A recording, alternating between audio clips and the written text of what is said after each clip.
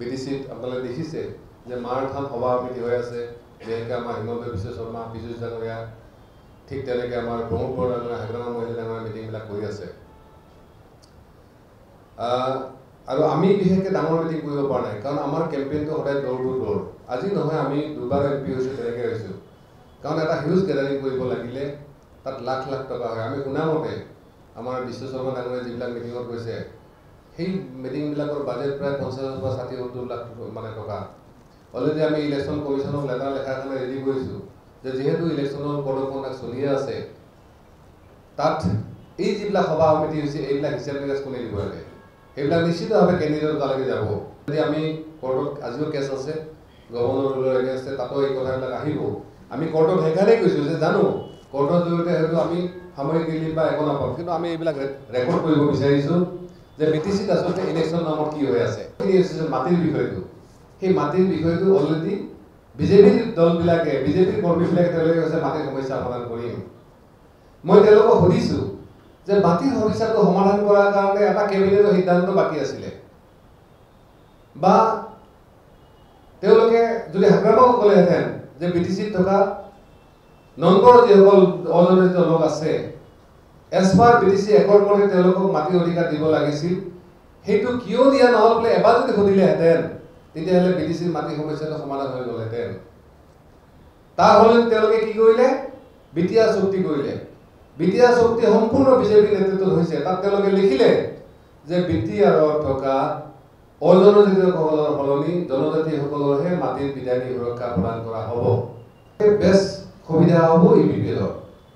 আৰু সেইকাৰণে তেওঁলোকে ইনডাইৰেক্টলি কৈছে যে তেওঁলোকৰ যে EPPL বুজাবুজি আছিল, ইনডাইৰেক্টলি কথাই কথাই সেইটো আৰু অপেন চিক্ৰেট হৈ আছে, সেইটো চিক্ৰেট হৈ থকা নাই। কিন্তু এইটোও ঠিক, তাৰমানে এইটো নহয় যে তেওঁলোকৰ বিজেপিৰ বুজাবুজি নাই। আজি হয়, আমি যে আমাৰ বিশ্বজিৎ দৈমাৰী ডাঙৰীয়া বিজেপিত যে যাব, এইটো কথা তেওঁ নিজে ফাইনেল কৰিলে বা তেওঁ নিজে ঘোষণা কৰিলে।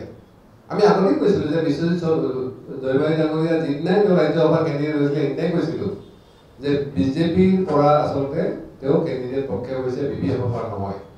কাৰণ এই লাষ্ট ছেশ্যনত বিজেপিয়ে তেওঁলোকৰ ৰাজনৈতিক স্বাৰ্থৰ কাৰণত হয়তো বিশ্বজিৎক তেওঁলোকে MP বনাইছিলে, কাৰণ বিশ্বজিৎ BPFতকে বিজেপিৰ প্ৰতি লয়েল আছিল, এই কথাটো আমি জানিছিলোঁ। সেইকাৰণে তেখেতক আমি নতুন ইনিংছৰ কাৰণে আমি শুভেচ্ছা জনাইছোঁ। জনাই আমি ক'ব কাৰণে বাধ্য হৈছোঁ যে বিজেপি যিমানে যি কৌশল নকৰক কেলে, BTCত থকা নলপৰ ৰাজ্যৰ যিখিনি অধিকাৰ, যিখিনি মৰ্যাদাৰ প্ৰশ্ন, তাত তেওঁলোকে একো কৰিব নোৱাৰে। যে আমি ককাজাৰ MP হোৱাৰ পিছত বিভিন্ন ধৰণে আমাক হাৰাশাস্তি কৰা হৈছিল। তাৰ বিষয়ত এটা বিষয় আছিল যে আমি যেতিয়া ইলেকশ্যন জিকিছিলোঁ, আমি ST নহয় বুলি কেছ দিছিলে ইলেকশ্যন কেছ হাইকোৰ্টত, আৰু সেই কেছ আমি জিকিছিলোঁ। অকল হাইকোৰ্ট জিকা নহয়, সুপ্ৰিম কোৰ্টত জিকিছিলোঁ। State level scrutiny committee, caste verification কমিটিৰ মিটিং আছিলে, আৰু মই অলপ আগতে তাত মানে কি কয় হেয়াৰিঙত, আৰু আমাৰ ওপৰত মূল অভিযোগটোৱে আছিল যে নৱশৰণীয়া কোনো কাৰণতে বড়ো কছাৰী নহয়, তেওঁলোক সৰু গছ বুলি কোৱা হৈছে। কাৰণ আমাৰ NRC নথিপত্ৰ এটা কথা ওলাইছে যে আমাৰ দেউতাকৰ নামত সৰু গছ থকা বুলি তাত লেখা আছিলে দন্য। আৰু এই কথাটো লৈ CIDৰ জৰিয়তে ইনভেষ্টিগেশ্যন কৰা হৈছিল। তাত কেইজনমান ব্যক্তি সাক্ষী কৰা হৈছিল, মই কেইজন ক'ব ওলাইছোঁ। প্ৰথম হ'ল গাঁওবুঢ়া আছিলে ৰবেন ৰাভা। তেওঁ আচলতে আমাৰ গাঁৱৰ গাঁওবুঢ়া নহয়, তেওঁক অস্থায়ীভাৱে দিয়া হৈছিলে। তেওঁ আমাৰ গাঁৱৰ বিষয়ে নাজানে, আৰু তাত তেওঁ যিবিলাক ষ্টেটমেণ্ট দিছে, ষ্টেটমেণ্ট আপোনালোকে পাব, মই বিচাৰক দি আছোঁ সেইখিনি, মই লগতে পঢ়িব খোজা নাই।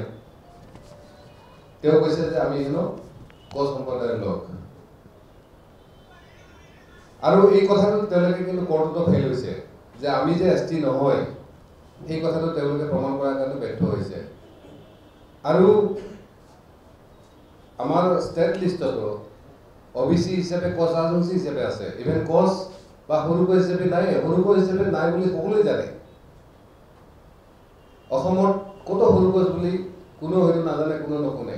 কেৱল যিসকল বড়ো কছাৰী বা কছাৰী মূলৰ লোকে বা ৰাভাসকলে এটা সময়ত ধৰ্মান্তৰণ হৈছিল তেওঁলোকক নথি পত্ৰবিলাকত বিশেষকৈ মণ্ডল কানুনগো বা অফিচাৰবিলাকে তেওঁলোকে নিজে লেখা নাছিল সুৰকোচ বুলি লিপিবদ্ধ কৰিছিল এই বিতৰ্কটো একাৰে ক'ব লগা হৈছে যে এই সমস্যাটো আজি নহয় প্ৰায় ৬৮-৬৯ চনৰ পৰা হৈ আজি নৱশৰণীয়া MP হোৱাৰ সময়ত এইটোক আৰু অধিক তেওঁলোকে কৌশলগতভাৱে ব্যৱহাৰ কৰিলে দ্বিতীয়তে আমাৰ ওপৰত আৰু এজন সাক্ষী লৈছিলে তেওঁ হ'ল শ্ৰী অজিত বড়ো প্ৰেচিডেণ্ট অফ আপছু তামোলপুৰ ইউনিট তেওঁৰ সাক্ষী লোৱা হৈছিল তেওঁ কৈছে যে নৱশৰণীয়া আচলতে কোচ সম্প্ৰদায়হে লয় শৰণীয়া কছাৰী হিচাপে কোনো চেডুলিং নাই আৰু আমি আগতে কৈছোঁ যে শৰণীয়া কছাৰী হিচাপে চেডুলিং নাই আমি বড়ো কছাৰী হিচাপে আচলতে ST ৰিকগনাইজ হয় আৰু এই অজিত বড়ো বুলি কোৱাজন তেওঁ আপছুৰ লিডাৰ হয় বা সেই সময়ত যথেষ্ট নথি পত্ৰ উলিওৱাৰ ক্ষেত্ৰত আপছুক সহায় কৰিছিল জনকলালত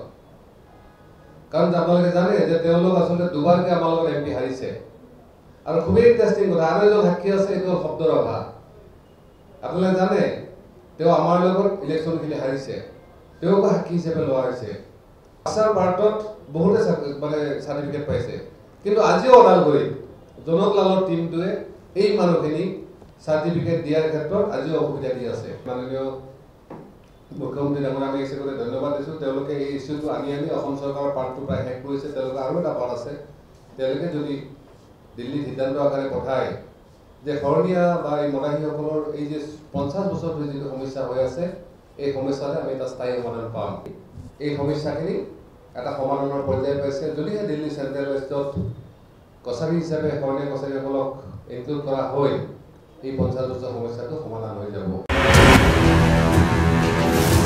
ND24